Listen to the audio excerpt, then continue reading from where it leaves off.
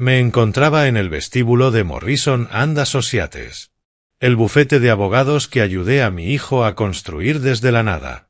Y la recepcionista me miró como si estuviera vendiendo seguros. ¿Tienes una cita?, preguntó sin siquiera levantar la vista de la pantalla de su computadora.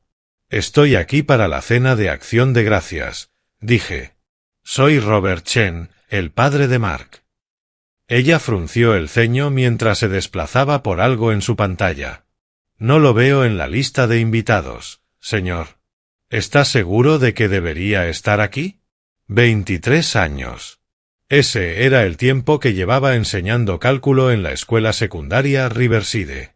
Había ahorrado hasta el último dólar que me sobraba. Viví en el mismo modesto bungalow en East Vancouver durante 30 años. Conduje el mismo Corolla 2008 hasta que casi se le caen las ruedas. Todo para que mi hijo Mark pudiera ir a la Facultad de Derecho de la UBC sin ahogarse en deudas, para poder hacer prácticas en un bufete de renombre y así poder abrir su propio bufete. Y ahora su recepcionista ni siquiera sabía quién era yo. Antes de continuar, suscríbete al canal, dale like al vídeo y cuéntanos en los comentarios desde dónde nos estás escuchando. Estoy en la lista, dije en voz baja. Mark me invitó él mismo. Suspiró y cogió el teléfono. Señor Morrison, hay un tal Robert Chen aquí. Dice que se supone que debería estar en la cena. Una pausa. De acuerdo. Colgó y señaló los ascensores sin mirarme. Piso 15. Alguien lo recibirá. El ascensor tenía espejos en 3 lados. Me vi reflejada y comprendí por qué estaba confundida. Llevaba puesto mi suéter bueno, el cardigan azul marino que mi hija Sara me había regalado la Navidad pasada. Pero junto al aceite. Entre las pinturas y los suelos de mármol de este vestíbulo me veía exactamente como era, un profesor jubilado que seguía comprando en Value Village y se cortaba el pelo en Barber College.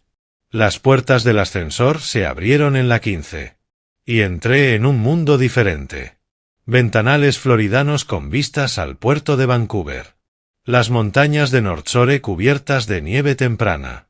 Mesas preparadas con comida que no podía pronunciar. Al menos 60 personas, todas vestidas como recién salidas de un club náutico. Papá, apareció Mark, con una sonrisa tensa. Llevaba un traje que probablemente costaba más que mi pensión mensual. Su esposa, Vanessa, se acercó a él con un vestido negro y tacones que la hacían parecer una torre. «Lo lograste», dijo Mark, con algo en la voz. ¿Alivio? ¿Molestia? Ya no podía decirlo. Traje tartas de mantequilla, dije, levantando el tupper. Las había hecho esa mañana, la receta de mi madre. Mark solía devorarlas de niño. Los ojos de Vanessa se desviaron al recipiente y luego lo apartaron. «Qué considerado», dijo. «Las pondremos en la cocina». Me las quitó con 2 dedos como si pudieran contaminarla. «Déjame mostrarte tu mesa, papá», dijo Mark. Lo seguí entre la multitud. La gente se reía, bebiendo vino en copas de cristal. Reconocí algunas caras de la foto en la oficina de Mark. Sus socios, los asociados, un consejero municipal. Mark pasó junto a todos ellos, junto a las mesas cerca de las ventanas con vistas, junto a las mesas donde estaban sentados sus socios. Se detuvo en una mesa pequeña en la esquina cerca del pasillo que conducía a los baños. Ya había 3 personas sentadas allí, todas con un aspecto tan fuera de lugar como yo. «Papá, esta es la mesa 12», dijo Mark. «Pensé que estarías más cómodo aquí. Menos formal». Miré la mesa. Había tarjetas con nombres. La mía decía Robert Chen, invitado. No era el padre del fundador. Ni siquiera el padre de Mark. Solo invitado. «Mark», dije lentamente. «¿Dónde está sentado?» Hizo un gesto vago hacia la mesa principal con Vanessa y los socios. «También tenemos algunos clientes allí. Gente importante. ¿Entiendes?» Miré la mesa principal. Había 12 asientos. Los 3 socios de Mark y sus esposas, la concejala y su esposo. Eso dejaba 2 asientos vacíos. ¿Esos asientos vacíos? Pregunté. ¿Para quién son? Mark cambió de postura. Los padres de Vanessa vuelan desde Toronto. Aterrizan en cualquier momento. Un escalofrío se apoderó de mi pecho. Los padres de Vanessa, a quienes había conocido solo una vez en la boda, tenían asientos en la mesa principal. Yo tenía la mesa número 12, en la esquina junto a los baños. Ya veo. Dije, es solo que es una cuestión de networking, papá. Negocios, ya sabes cómo son. No lo sabía. Había pasado toda mi carrera en un aula llena de adolescentes intentando enseñarles que la décima es más que una simple letra. Nunca había aprendido a clasificar a los seres humanos por su utilidad. Claro, dije. Lo entiendo. Mark pareció aliviado. Genial. La cena empieza en 20 minutos.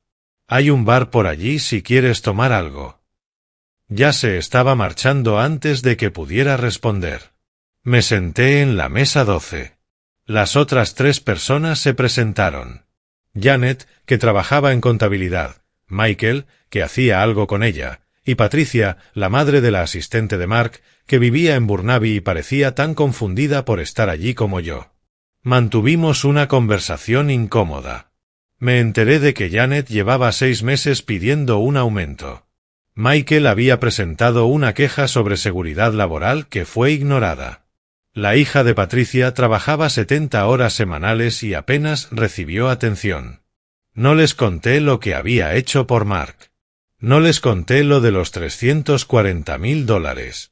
5 años atrás, Mark me llamó un martes por la noche.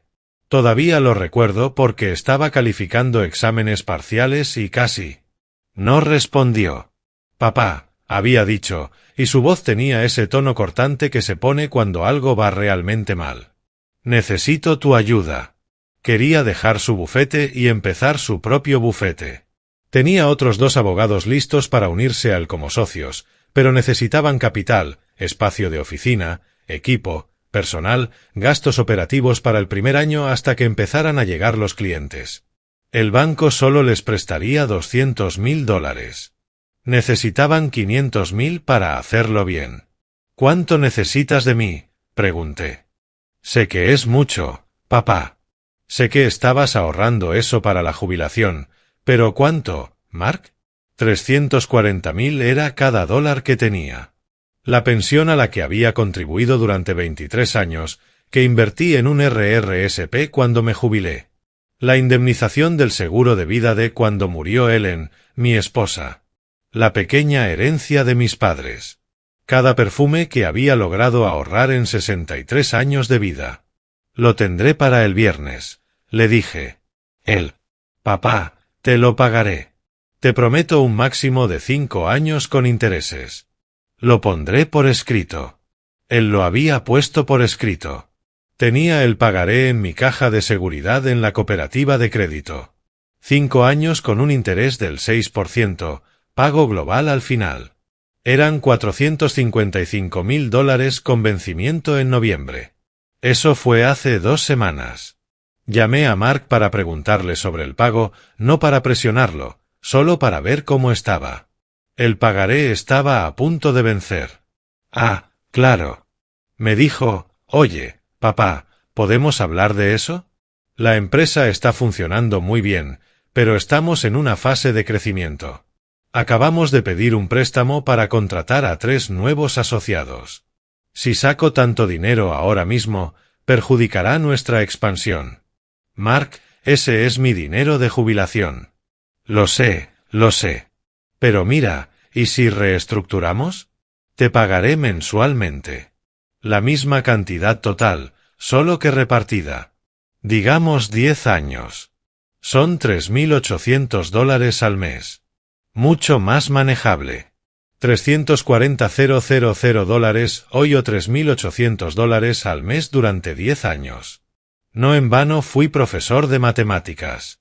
Eran $456,000 en total, casi la misma cantidad con intereses.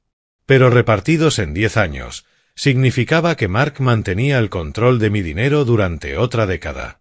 Y si la empresa quebraba o si algo le pasaba a Mark, no tendría suerte. La nota decía, pago global, Mark. Eso fue lo que acordamos. Papá, sé razonable. Ni siquiera necesitas ese dinero ahora mismo. Tienes tu pensión. Eres dueño de tu casa. ¿En qué vas a gastar $340,000?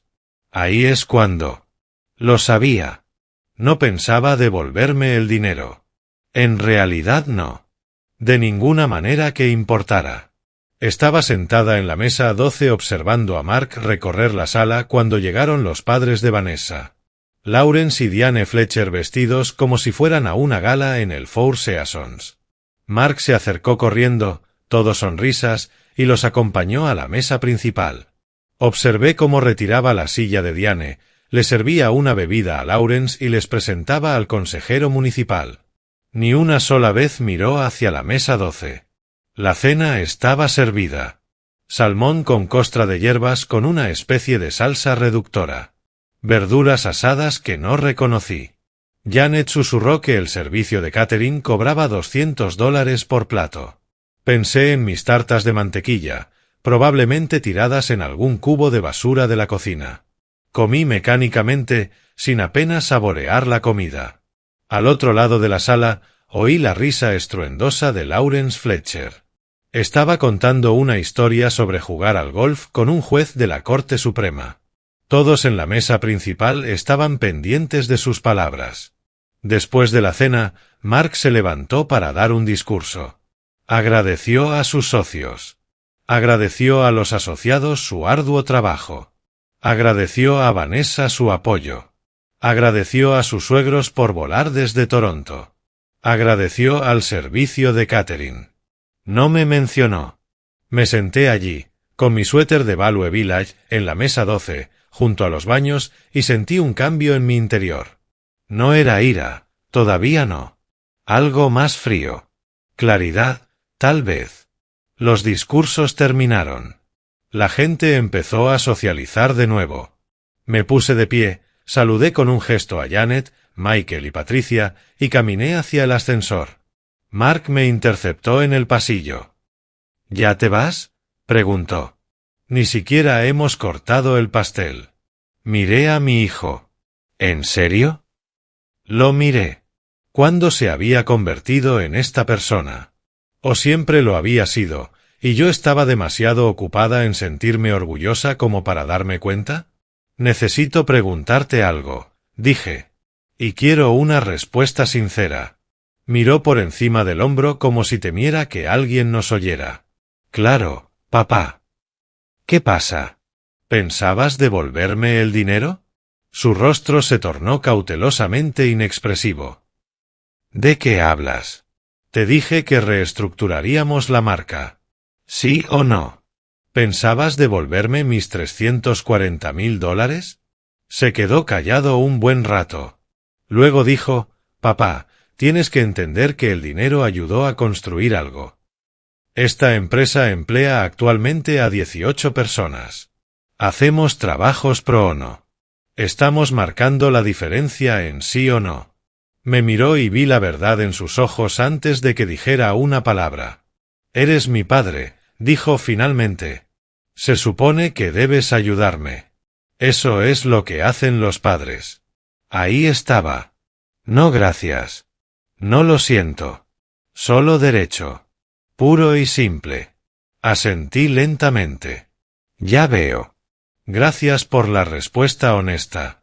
Papá, no seas así. Es acción de gracias. ¿No podemos simplemente disfrutar de tu cena, Mark? Caminé hacia el ascensor y presioné el botón. Mark se quedó allí mirándome, pero no me siguió. Las puertas se abrieron.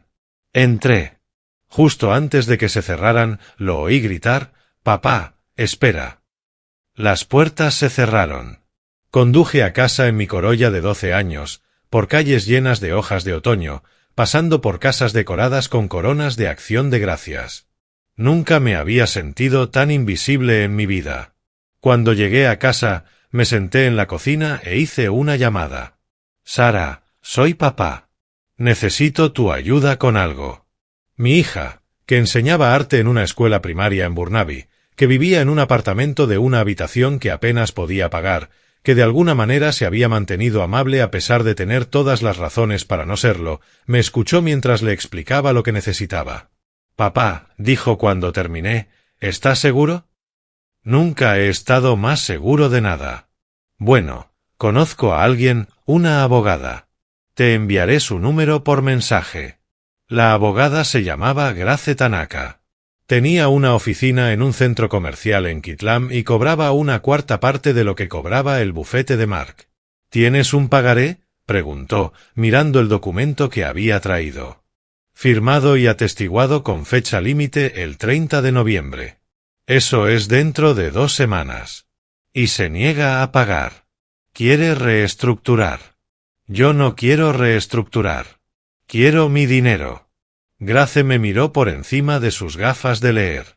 «Señor Chen, tengo que preguntar. ¿Es este su hijo?» «Lo es. Y entiende que si insistimos con esto, podría dañar su relación para siempre». Pensé en la mesa 12 sobre la tarjeta que decía que el invitado había dicho que Mark agradecía al proveedor, pero no a su padre. «Entiendo», dije. «Bueno, entonces empecemos».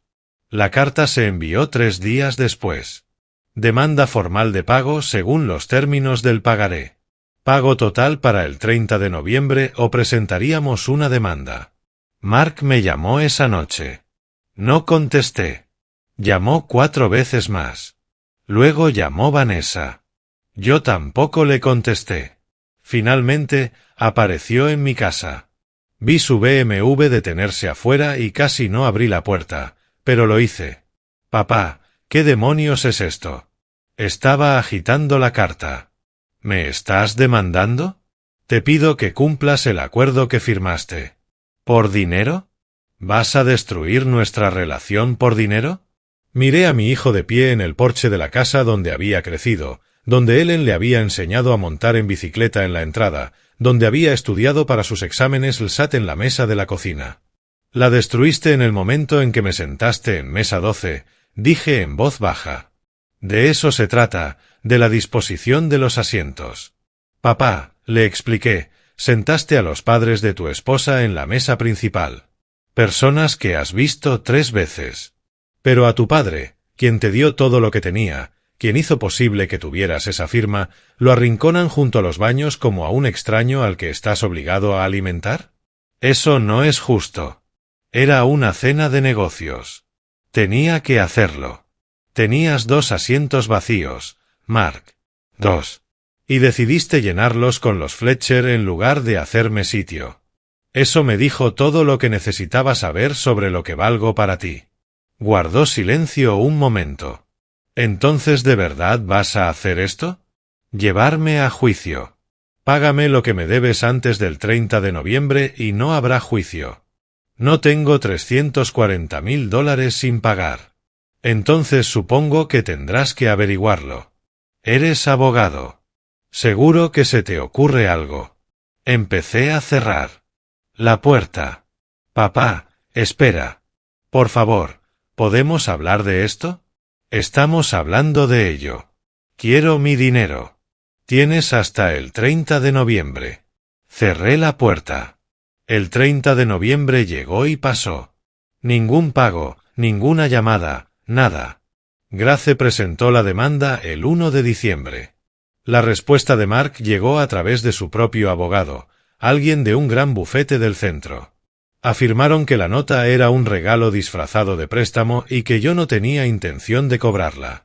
Afirmaron que había acordado verbalmente reestructurar los pagos. Alegaron dificultades excesivas. Todo eran mentiras, pero eran mentiras bien escritas. «Esto se va a poner feo», me advirtió Grace. «¿Estás preparada para eso?» Pensé en la cara de Mark en acción de gracias. La forma en que parecía aliviado cuando le dije que entendía lo de los asientos, como si se hubiera salido con la suya. «Estoy preparada», dije. El descubrimiento de pruebas fue brutal. Los abogados de Mark me exigieron todos los registros financieros que tenía, tratando de demostrar que en realidad no necesitaba el dinero. Tomaron declaración a Sarah, haciéndole preguntas invasivas sobre nuestra dinámica familiar, tratando de pintarme como un padre vengativo que intentaba controlar a su hijo. Pero Grace fue meticulosa. Tenía el pagaré firmado. Tenía mis registros bancarios que mostraban la transferencia bancaria de $340,000. Tenía correos electrónicos de Mark prometiendo devolverme el dinero. Tenía la grabación de audio que hice de nuestra conversación telefónica donde él pidió una reestructuración. En Columbia Británica, solo se necesita el consentimiento de una de las partes para grabar una llamada. Mark me lo había enseñado años atrás cuando estudiaba Derecho Probatorio. La ironía no se me escapó. El juicio estaba programado para marzo. Pero en febrero, el abogado de Mark llamó a Grace con una oferta de acuerdo. Quieren pagar $200,000 y darlo por hecho. Grace me dijo, dígales que no, señor Chen. Llevar esto a juicio es caro y siempre hay riesgos, incluso con un caso sólido. $200,000 es decirles que quiero cada dólar. $340,000 más el interés del 6% que acordamos. Son $455,000, ni un céntimo menos. Hubo un largo silencio. Entonces Grace dijo, ¿está segura? Nunca he estado más seguro de nada en mi vida. El juicio duró 3 días. Mark testificó que me había alegrado de ayudarlo, que entendía que era una inversión en su futuro. Su abogado me pintó como un anciano solitario que había prometido apoyar los sueños de su hijo y ahora se enojaba por despecho. Entonces subí al estrado. Grace me lo explicó todo. La llamada pidiendo dinero. La promesa de devolverme el dinero en 5 años. El pagaré que Mark había insistido en pedir porque quería hacerlo bien. La mesa para 12 en la cena de Acción de Gracias. La tarjeta con el nombre del invitado. Señor Chen, preguntó Grace. ¿Por qué cree que su hijo lo sentó donde lo hizo esa noche? El abogado de Mark objetó. Relevancia. El juez pareció interesado. Lo permito. Responda a la pregunta, señor Chen. Miré a Mark sentado a la mesa del acusado con su traje de $2,000.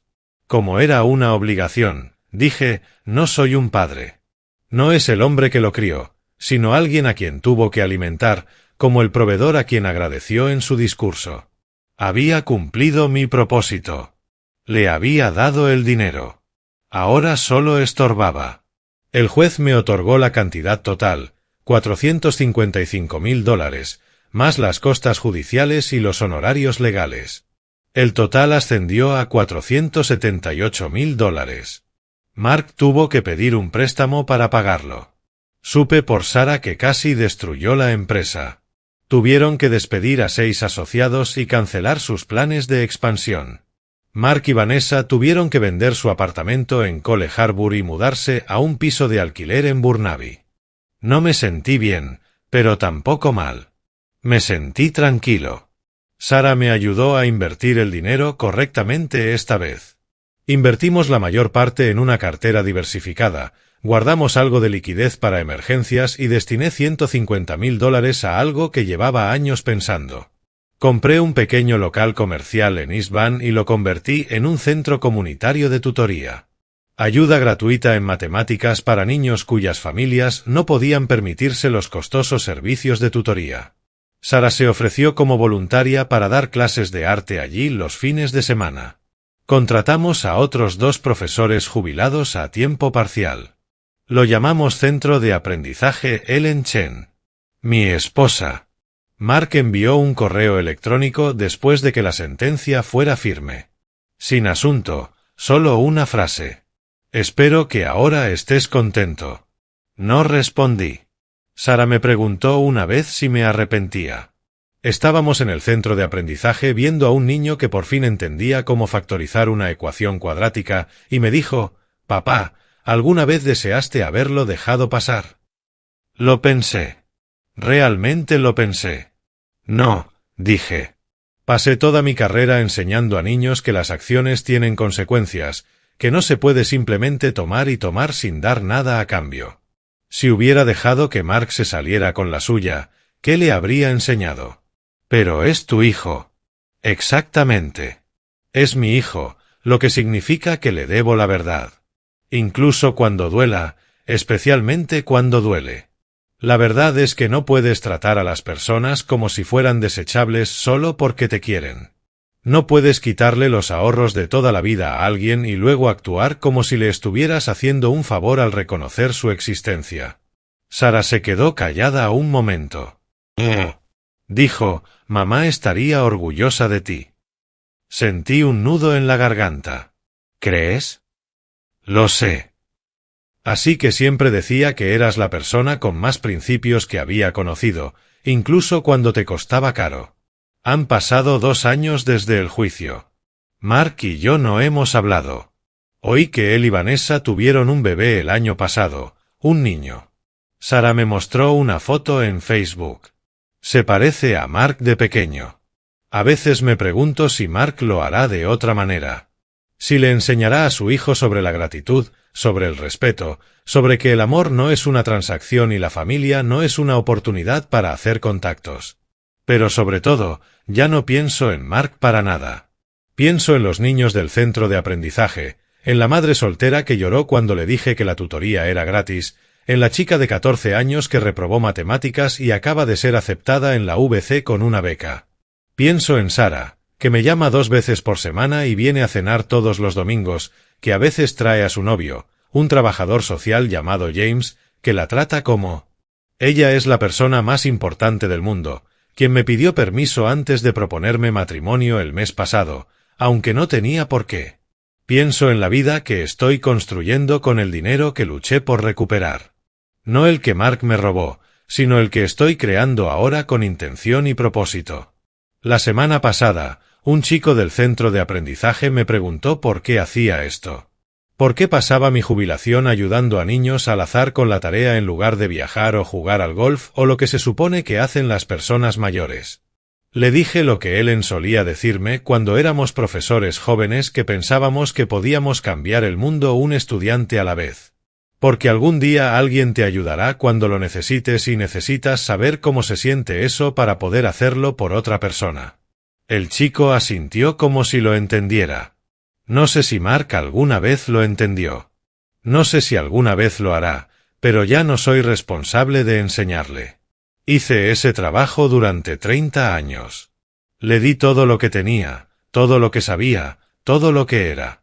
Ahora estoy enseñando a otras personas. Niños. Niños que de verdad quieren aprender, que dicen gracias, que recuerdan mi nombre. ¿Y saben qué? Eso es suficiente. Más que suficiente.